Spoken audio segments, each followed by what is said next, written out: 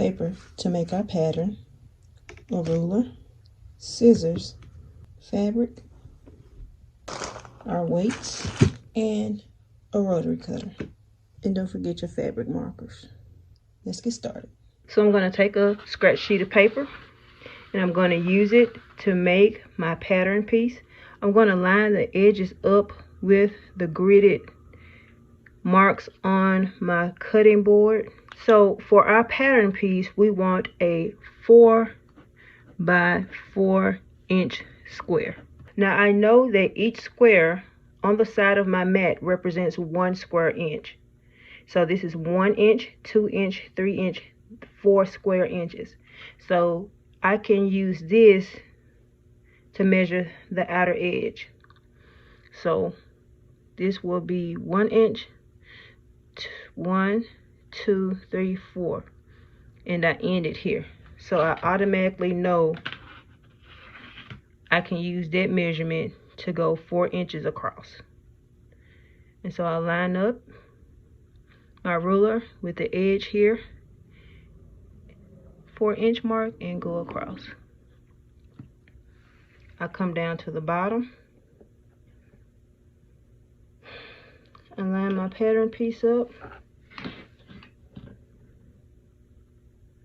1, 2, 3, 4, and go across. And then I just use my ruler, and it should be exactly 4 inches from here to here. So let's see, 1, 2, 3, 4. And you see it measures correctly here on the edge. And so we have our edges lined up, and we just draw a line to connect. Okay. So again, this is a 4 by 4 inch square. So now we take our scissors and we cut across. So this is our pattern piece for our pattern weights. Now the seam allowance is included because we're going to use 1/2 inch seam allowance around the edges when we sew our pattern weight. So let's put this to the side, and we're going to get our fabric, some scrap pieces of fabric. And because it's a set, it's going to be a pattern set, I would like to at least make 6 pattern weights. Okay, so just enough pieces of fabric to make 6 pattern weights. So therefore I will need to make sure that I have 12 pieces, cut it so that I can have 12 pieces to equal 6 weights. And I am using a rotary cutter because the rotary cutter gives a nice clean cut. I'm just gonna place my hand on it here.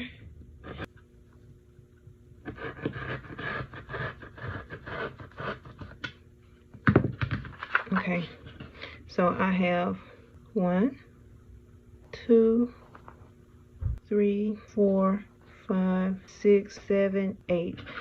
So that means I can make 4 pattern pieces, but I'm going to cut another piece here, and I'm just going to leave it like this because this is going to give me the other 2 that I need, because I have 1, 2, 3, 4. So that's 1 pattern weight, 2 pattern weights, and I already have 4 here. So I'm just going to place my pattern piece back on, and I'm going to take my rotary cutter and I'm going to cut around. Make sure that you place the safety back on for your rotary blade so that you won't harm yourself or anyone else. So again, we started with a 4 by 4 square inch pattern piece that we made, and all we did was line up our paper according to the grids on our cutting mat. If you don't have a cutting mat, you still have a ruler. And then we marked it 4 inches by 4 inches, cut it out. We placed it on our fabric, and we cut out our squares. So we have all our pattern pieces. So now I'm going to, because I have a couple that won't lay down, I'm going to take it to the ironing board and I'm going to press it right quick.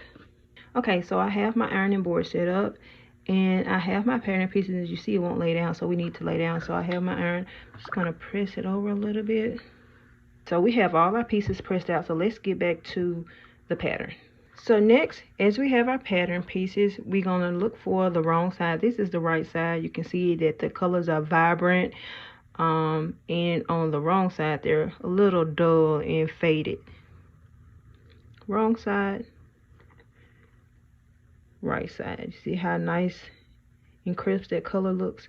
So what we're going to do is we're going to pair each piece of fabric off. So we're going to pair it in twos so that we can make sure our sets are ready.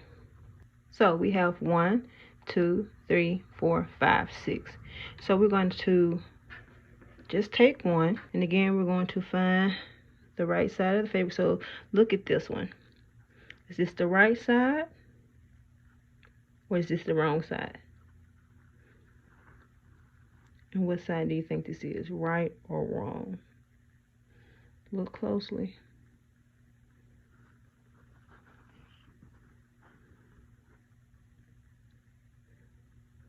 Look closely. One more time. So if you guess that this is the wrong side, do you see how the colors fade off here and how they're dull? In this, you see how it's all together, the colors, and it's very bright. So this is the right side. This is the wrong side. And what we're going to do, and this is the right side of this fabric. So look again. See how it's faded? This is the wrong side. So we're going to put two right sides together. And again, since it is already 4x4, then the pieces should match up perfectly. Okay, as you see, 4x4. And what we're going to do now is go to our sewing machine, and we're going to sew around a 1/2 inch seam allowance, but we're going to leave a 1 inch opening at the bottom. Okay, so that's why we have our marking pins, so that we can mark right about, you see the mark I made here, and maybe about here. So from here to here, that should be, and it's going to disappear. It's either going to wash away or disappear. So I left about a 1 inch mark. Let me kind of test it out. Yeah, about a 1 inch mark in between for your opening. I'm going to do the same on this side. So since it's 4 inches, that means just a little half of this one. Oop. Maybe half of this one. And then we check it out. It's a little bit over, but it's okay, because you're going to sew it together anyway. So we take our pieces. We have right sides together. We've marked our opening at the bottom with disappearing ink, and we're going to take it to the sewing machine.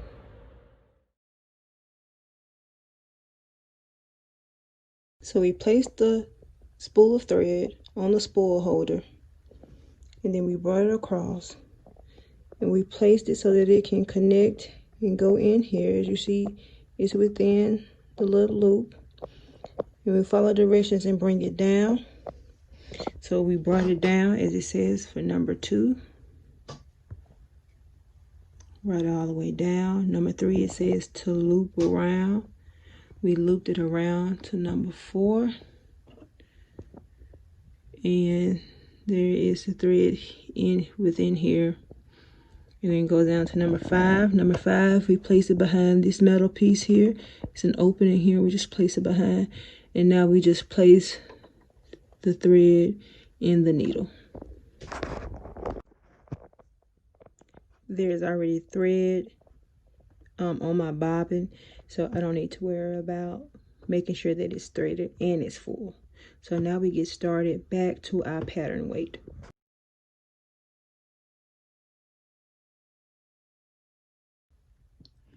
I choose number 1. It goes straight to the stitch length, and then it also tells me which foot that I should use. So I go to my tension. I know my tension is graded like around 2.5.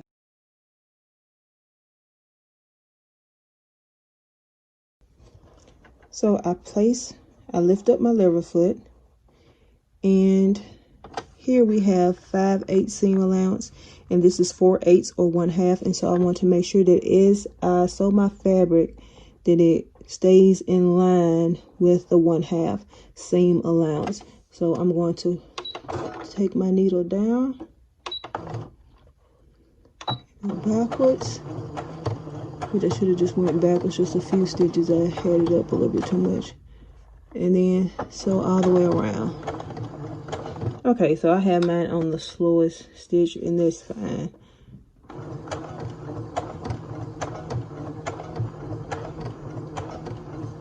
And that's the great thing about for Brother CS6000I, that it has speed control. And so what we're doing now is sewing a 1/2 seam allowance. And that means that as we sew a stitch on our fabric, that it has 1/2 inch of fabric on the outside of the stitch.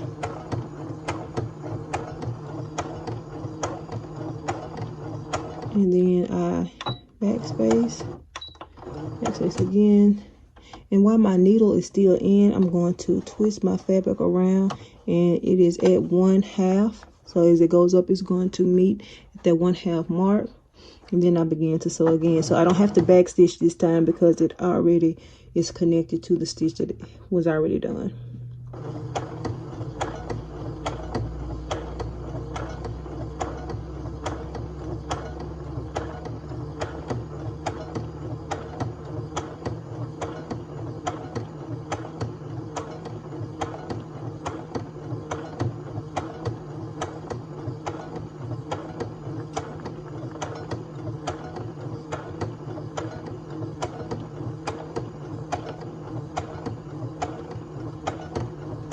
I'm gonna stop here because it's about 1/2 inch, a 1/2 inch left. And then so here I'm gonna sew all the way down as well.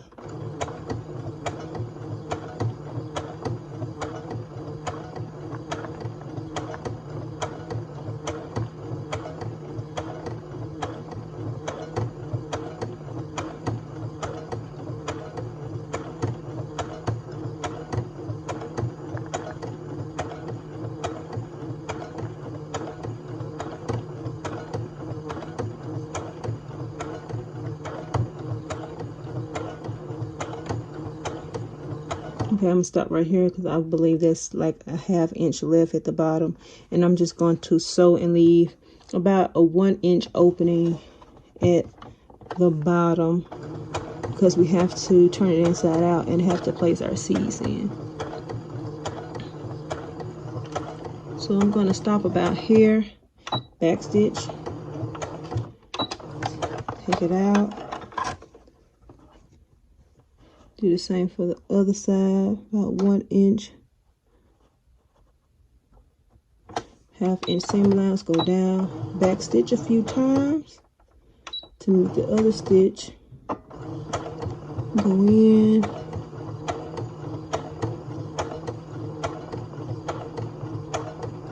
And that should be enough in our back stitch. Take it out.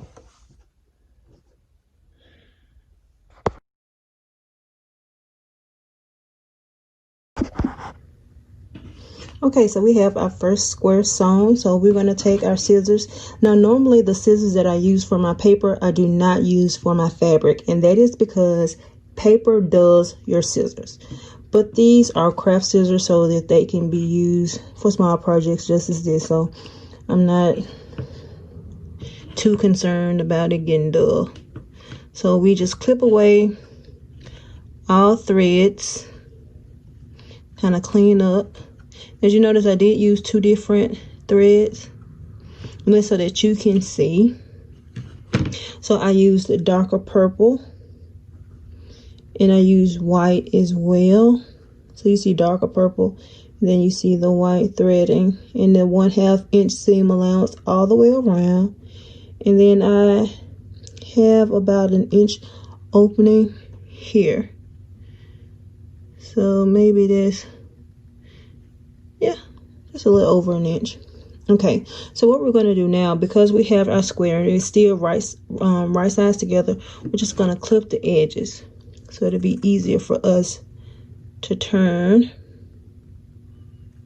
I'm gonna clip those edges. Don't have to take a lot off. Just make little mini triangles. And so what we're going to do is that opening that we left, and I left the opening here, and you see you can't even really tell where the mark was. It's supposed to be washable, but I think I used the disappearing ink side, so that's fine. So if you use the disappearing ink side, if you have a two-sided pen like this, one side will be mark be gone, and that is washable ink, and the other side will be disappearing ink, and trust me, it disappears quite quickly. So I'm going to go to the opening, and then I am going to turn it inside out.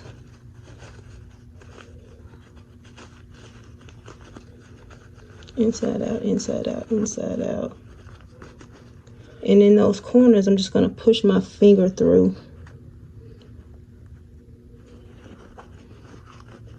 Just push my fingers through the corners here. We had one corner, two corners.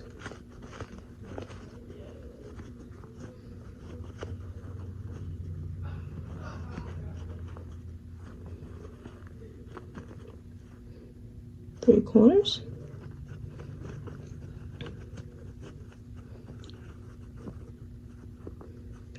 And our fourth corner here. And what I want you to do is fold this down here. Make sure the corner is all the way in. And what we're going to do is now take it to press.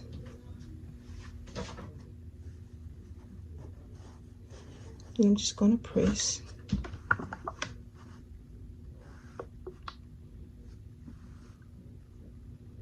Just leave it on for a couple of minutes. I mean, a couple of seconds, not a couple of minutes. We don't want anything to burn. Flip it over. That's hot. Just a quick press. About 10 seconds. Okay. Now what we're going to do, take our beans, any kind of beans you want, and we insert them in the hole. Be careful not to make a mess, but you just want to insert enough that the weight can come in. And so I also have a weight in here, but we don't want to, you know, our kids to get into mistakenly knock somebody upside the head with it. I have 4 boys and they play roughly, so I'll leave this out, place it to the side, and just add a couple more beans.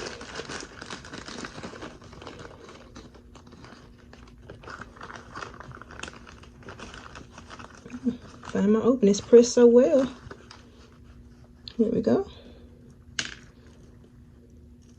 And just pour them in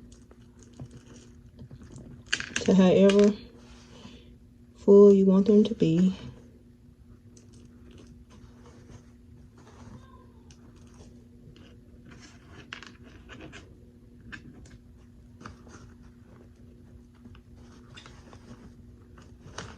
So I don't know how many beans those are that I just put in. I'm just gonna grab a couple more. Fatten my bag up just a little bit more. Open, pour in beans.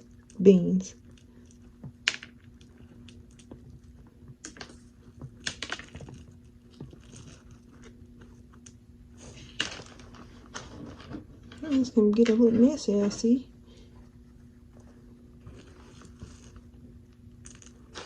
And so mine is, the beans stop here. So I have this much left out. So that's a good amount. So because we're learning to stitch with a machine, then we can just do a stitch on the outside, and then we can top stitch it all the way around. Okay, so give me a second and I'll be right back.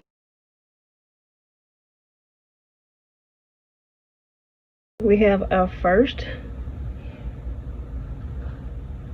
pattern weight filled with beans, and as you see, I have a straight stitch here using stitch number 1, And I have half a seam allowance.